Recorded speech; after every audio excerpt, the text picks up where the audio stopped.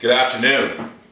Welcome back to Fire in the Kitchen Spice Company's series of demos using our products. Today we're using burger batter. Awesome product. We just got it listed in Longo's. It's in Pusateri, it's in McEwen. It's going to start popping up everywhere, we hope, and we're putting a lot of time and effort into it. It's one of a kind. There's nothing on the market like it. It's a fantastic product. It's called burger batter, and don't be confused by the name. Batter, because you're not actually making a batter.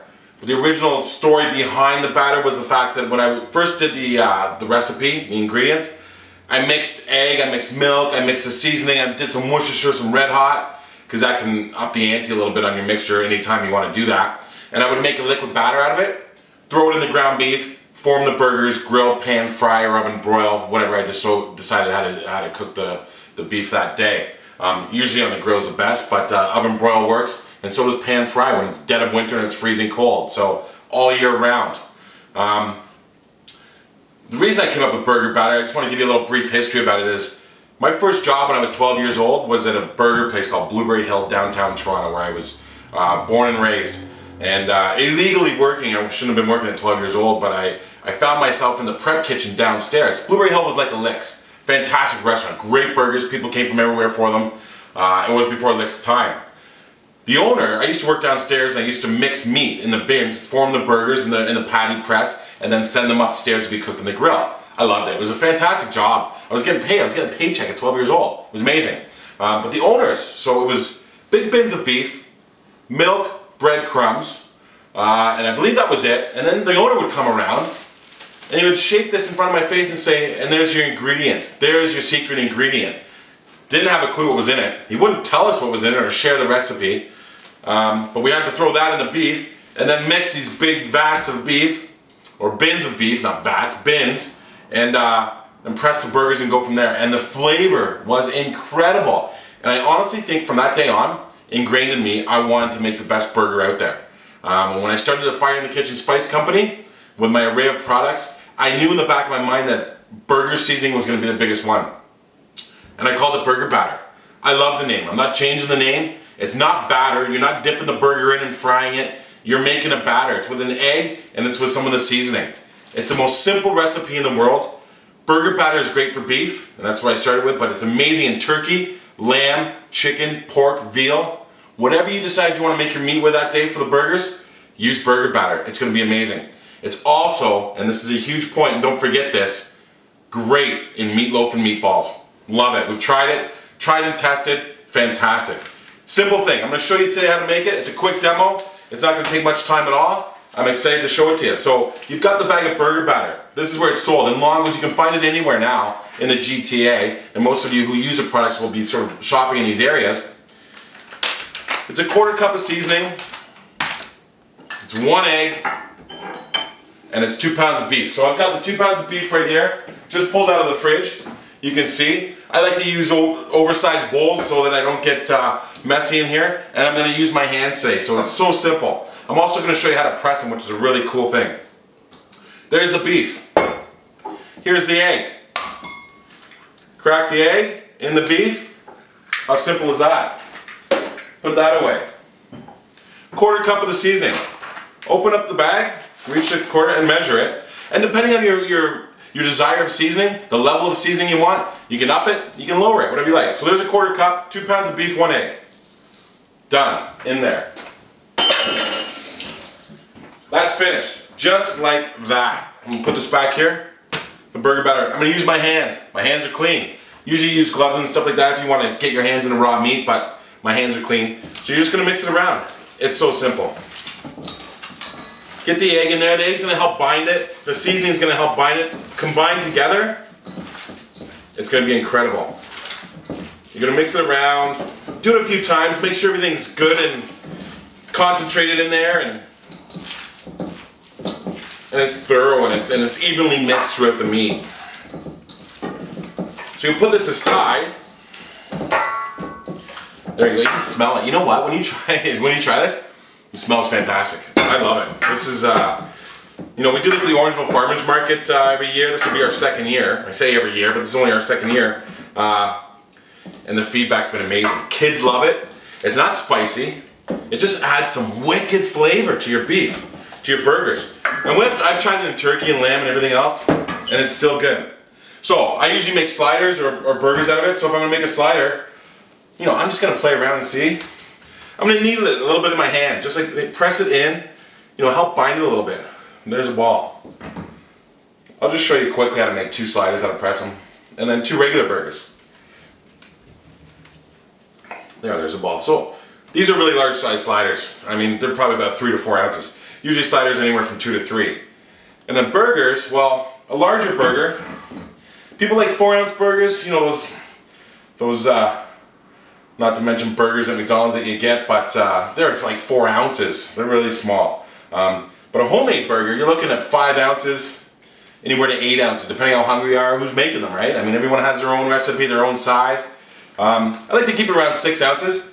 If you're gonna keep it around 6 ounces, a bag of the burger batter, you're gonna get about 20 to 30 out of it. So, you know what? It's gonna last you a while. You start messing around with it and putting in meatloaf and meatballs and other burgers, other meats, you know, who knows how long it's gonna last. You're gonna be back at the store buying another one, which is fine. You gotta remember with any of my products at Fire in the Kitchen Spice Company, this stuff is multi-dimensional.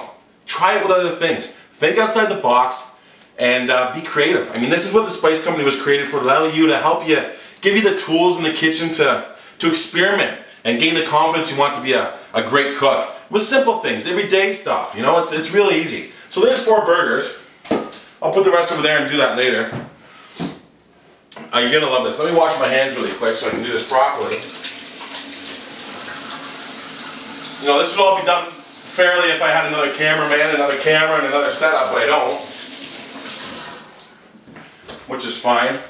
I'm trying to keep this video short too, but I'm realizing it's taking a little bit longer than I imagined. So this is a really cool trick.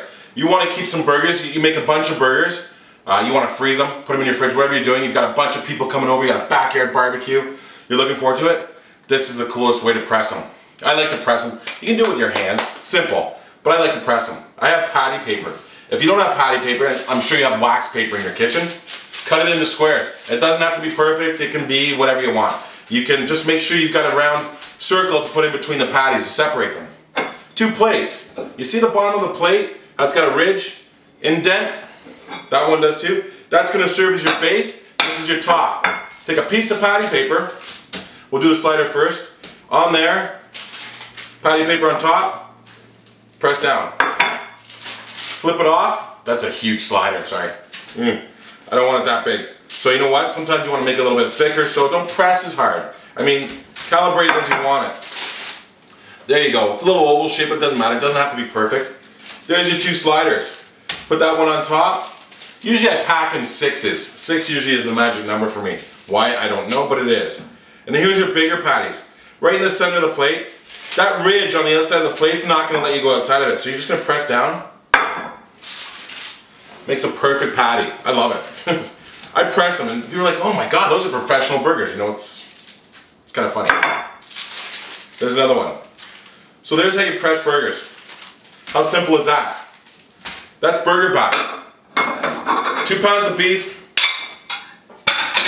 1/4 cup of seasoning, and 1 egg.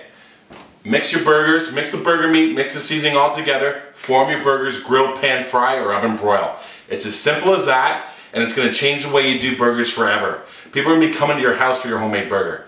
And I'm sorry to all the people that have the pride with the homemade burger recipes. This is going to blow you out of the water. And I'm not being arrogant or cocky, but this is proof positive through feedback and all the comments received about it. It's amazing. And you know what, to be honest with you, this is 20 years in the making, so I spent a lot of time perfecting this recipe, and I'm finally there.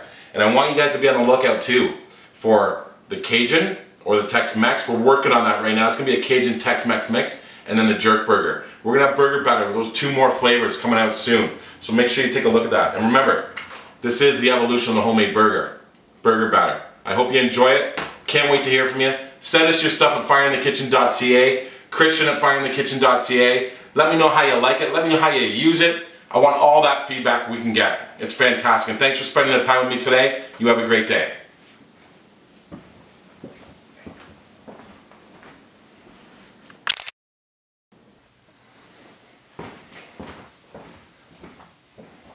I just realized when I did that, I did a sign off, and I have the burgers. Well, I'm gonna put these in the fridge right now. I have the burgers fresh off the grill, and I want to taste it, because we always gotta taste the stuff we do. So forget my last sign off. Remember, I'm no pro here. I'm just showing you how to use the product, so it's kind of funny. So you gotta bear with me. So I got the fresh sliders off the grill. I toast my buns a little bit. I got the little slider buns. These are the burger batter burgers, right here. So again, I use my hands. I put them on here. I love my condiments, but in order to really taste the meat and know that you're getting a good product, you want to rip a piece of meat off. I love that. I think I have a serious burger issue. I crave this stuff daily. But I don't eat it daily, and I'm trying not to. Jalapeno Havarti, and you'll notice through all these demos, if I'm using cheese, this will be my go-to cheese. Little jalapeno Havarti. I love my pickles. I jar my own pickles. I do, last year I did 70. Hopefully this year we're gonna do about 500. Sell them at the market.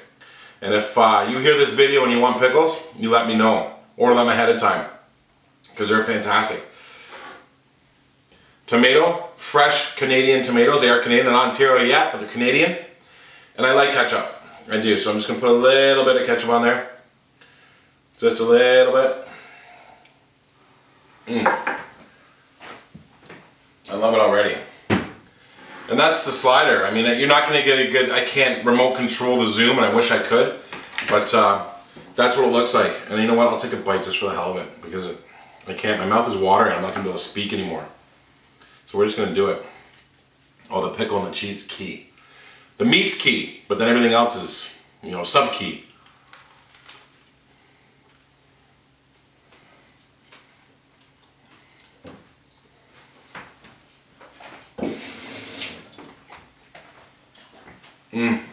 You will never